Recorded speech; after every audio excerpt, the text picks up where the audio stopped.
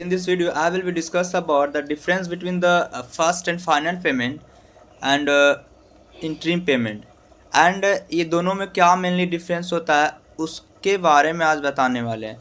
तो first of all guys, mode of payment का ये जो दो पेमेंट हम बता रहे हैं, first and final payment and interim payment, ये दोनों mode of payment to contractor का सबसे इंपॉर्टेंट मोड ऑफ पेमेंट होता है।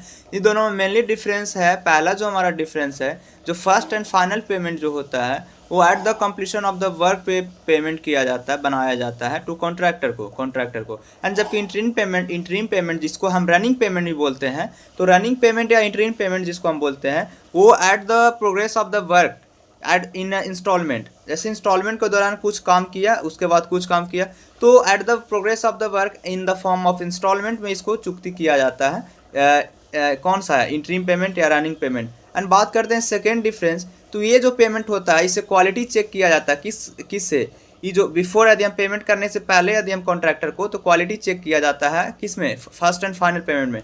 जबकि हमारा जो इंटरिम पेमेंट है इसे क्वालिटी भी चेक करेंगे उस आइटम को, एंड क्वालिटी भी चेक करेंगे और उसके जो क्वालिटी भी चेक करेंगे एंड ओवरऑल जो प्रोग्राम ऑफ द वर्क है उसको कंट्रोल करेंगे। एंड द थर्ड डिफरेंस जो है, ये जो interim first and final payment है वो स्मॉल जॉब्स के लिए सूटेबल है, जबकि इंटरिम पेमेंट जिसको हम रनिंग पेमेंट भी बोलते हैं, रनिंग पेमेंट हमारा लार्ज जॉब के लिए सूटेबल है।